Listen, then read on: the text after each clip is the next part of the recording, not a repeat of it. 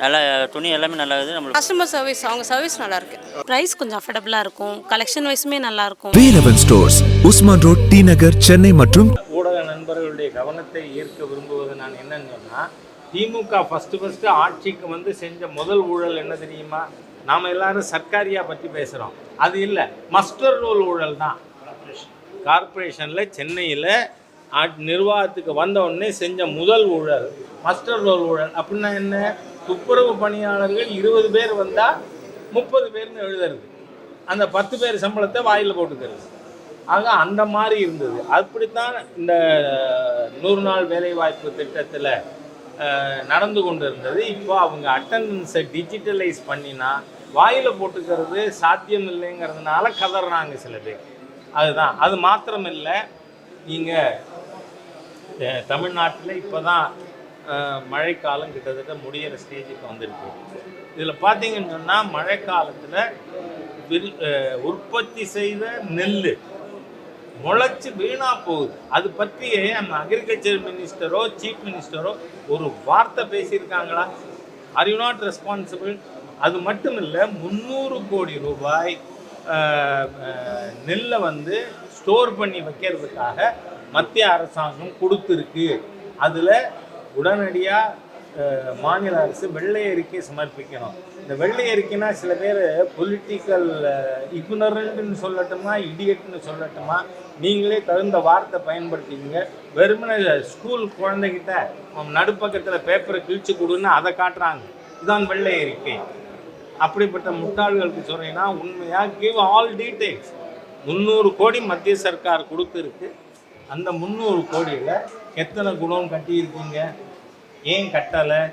அது மாத்திரமில்லை, தொடர்ந்து நமக்கு வருகின்ற புகார் பட்டியல் சமுதாயத்தினருடைய நலனுக்கு என்று for the welfare of SC and ST communities அதுக்கு கொடுக்கின்ற நிதிகள் ஆயிரக்கணக்கான கோடிக்கு திரும்ப அனுப்பியிருக்கு மாநில அரசாங்கம். ஸோ இதற்கான டீட்டெயில்ஸும் கொடுக்கணும். அதோடு மட்டும் இல்லாமல் மாண்புமிகு முதலமைச்சர் அவர்கள் நாங்கள் 90 லட்சம் வீடுகள் பட்டியல் சமுதாயத்தினருக்கு கட்டி கொடுக்குறோம் அப்படின்னு சொன்னார். எங்கே கொடுக்குறீங்க? இதுவரை எவ்வளோ கொடுத்துருக்கீங்க? ஆகவே மக்களை தேர்தல் காலத்தில் ஏமாற்றுவதற்காக பொய்யான நேரேட்டிவ்ஸ், ஃபால்ஸ் கிளைம், அதன் மூலமாக மக்களை திசை திருப்ப மாநில அரசு முனைவது வன்மையாக கண்டிக்கத்தக்கது.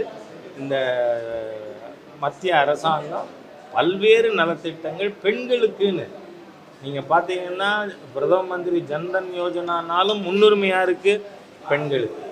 அதே மாதிரி இது கழிவறை திட்டம், காலையில் வயது வந்த தன் பெண் குழந்தை திறந்த வெளிக்கு போகுதுன்னா ஒரு பெற்றோருக்கு எவ்வளவு மன வருத்தம் இருக்கும். அதனால தான் டாய்லெட் ஸ்கீம்.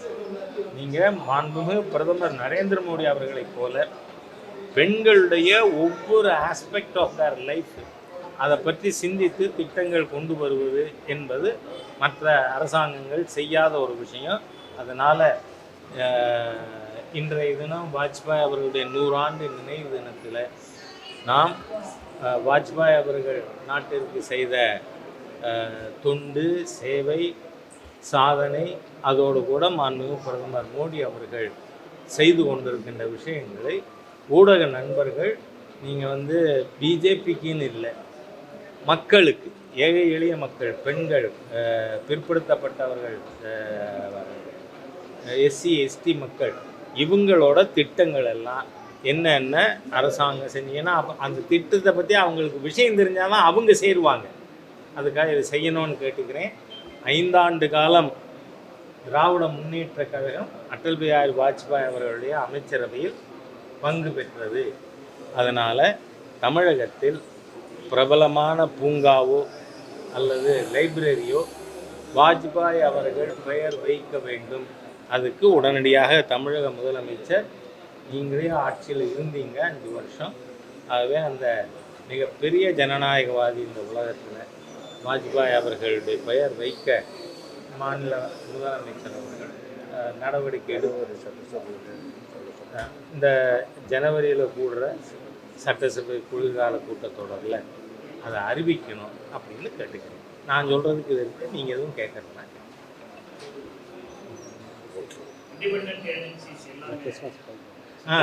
ஒரு விஷயம், இன்றைய தினம் கிறிஸ்மஸ் கொண்டாடுகின்ற அனைத்து கிறிஸ்தவ சகோதர சகோதரிகளுக்கும் கிறிஸ்மஸ் நல்வாழ்த்துக்களை தெரிவித்துக் கொள்கிறேன்.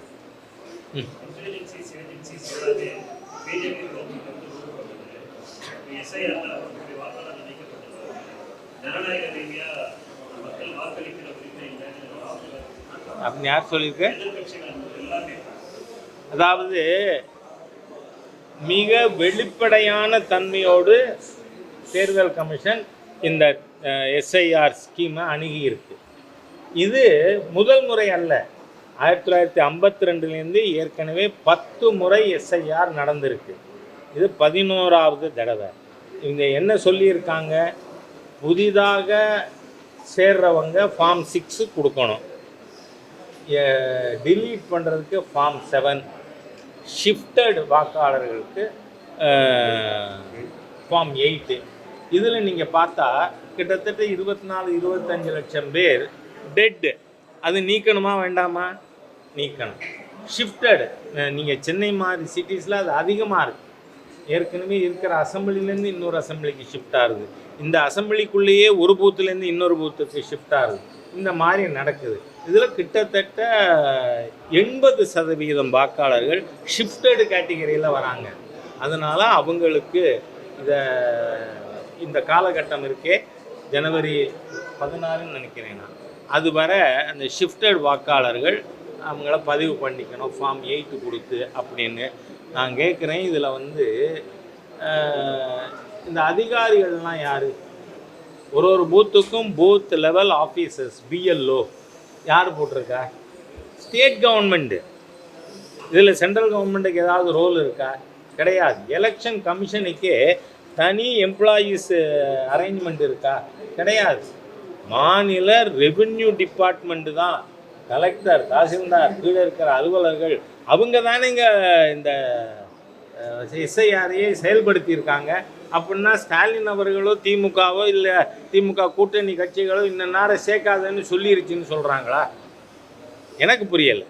அதனால் எஸ்ஐஆர் திறந்த புத்தகம், அது மத்திய அரசாங்கம் தேர்தல் கமிஷன் செய்யுது, அவ்வளவுதான். நீங்கள் சென்ட்ரல் ஏஜென்சிஸை நாங்கள் சரியாகவே பயன்படுத்தலையோன்னு தெரியுது. ஏன்னா காங்கிரஸ் ஆட்சி காலத்தில் சிபிஐக்கு என்ன பேர் இருந்தது ஐயாவுக்கெல்லாம் தெரியும், லாங் ஸ்டாண்டிங் பொலிட்டிக்கல் லீடர்ஸ். அதுக்கு காங்கிரஸ் பியூரோ ஆஃப் இன்வெஸ்டிகேஷன் பேர். இப்போ யாரும் அது சொல்கிறது இல்லை. அதனால் சென்ட்ரல் ஏஜென்சிஸை we don't neither use nor misuse, எல்லாமே இண்டிபெண்ட் கான்ஸ்டியூஷனல் பாடிஸ். அவர்கள் ஆதாரங்களின் ப்ரூஃபின் அடிப்படையில் நடவடிக்கை எடுக்கிறாங்க.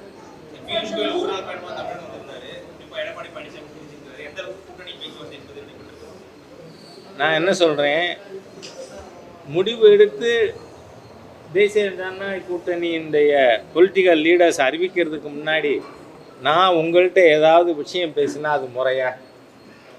It's not fair. வந்திருக்காங்க, கூட்டணி தலைவர்கள் அடிக்கடி சந்திப்பார்கள், விரைவிலேயே முடிவுகள் எடுக்கப்படும். ஆனால் ஒரு விஷயம் நான் உங்களுக்கு உத்தரவாதம் தரேன், எந்த முடிவெடுத்தாலும் உங்கள் மூலமாகவே மக்களுக்கு எடுத்து செல்லப்படும். Okay, thank you.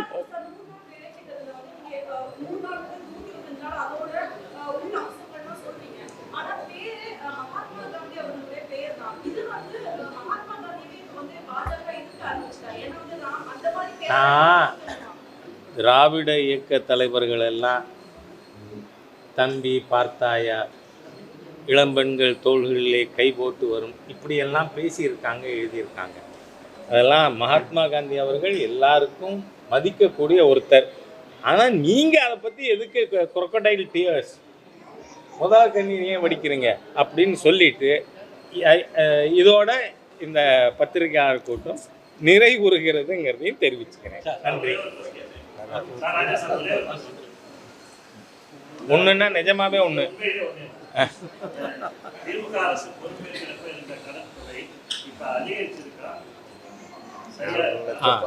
அதாவது 2021 வரை தமிழகத்தினுடைய மொத்த கடன் 4,30,00,000 ரூபாயாக இருந்தது. இப்போ 9,30,00,000 ரூபாயாக, அதாவது கடந்த 5 ஆண்டுகளில் மிகப்பெரிய அளவில் கடன் வாங்கியிருக்கின்ற ஒரு அரசு. ஏற்கனவே நான் பத்திரிகை நண்பர்கள்ட்ட கேட்டிருக்கேன், வாங்கின கடனை என்ன பண்ணேன்னு சொல்லுன்னு. காரணம் என்னென்னா, நாம் எப்போ பார்த்தாலும் யூபியை பாரு, பீகாரை பாரு, அதெல்லாம் முன்னேறலைன்னு தமிழகத்தினுடைய முதல்வருக்கும் நிதியமைச்சருக்கும் கவனப்படுத்துறதுக்காக சொல்கிறேன்னா, உத்தரப்பிரதேசம் நம்மளை போல் 3 மடங்கு பாப்புலேஷன் இருக்கிற மாநிலம். அதனுடைய பட்ஜெட்டு, சர்ப்ளஸ் பட்ஜெட்டு 37,000 கோடி. அதனுடைய கடன் 9 லட்சத்துக்கும் கம்மி. நம்மளை போல் 3 மடங்கு பாப்புலேஷன். அதே மாதிரி பீகாருக்கு சொல்கிறேன்னா, Bihar is a tri state. தமிழ்நாட்டில் குடியால் வருகின்ற வருமானம் 55,000 கோடி. ஆனால் அது ஒரு பைசா கூட இல்லாமல் பீகாரில் சர்ப்ளஸ் பட்ஜெட்டு 8,000 கோடி. நான் சொல்கிறேன், உத்தரப்பிரதேசம், பீகார் போன்ற மாநிலங்கள் முன்ன வேணால் பீமார் ஸ்டேட்னு சொல்லியிருக்கலாம். இன்றைக்கு அவர்கள் வளர்ந்து கொண்டிருக்கின்ற பொருளாதாரம், அழிந்து கொண்டிருக்கின்ற பொருளாதாரம் தமிழக பொருளாதாரம். நன்றி.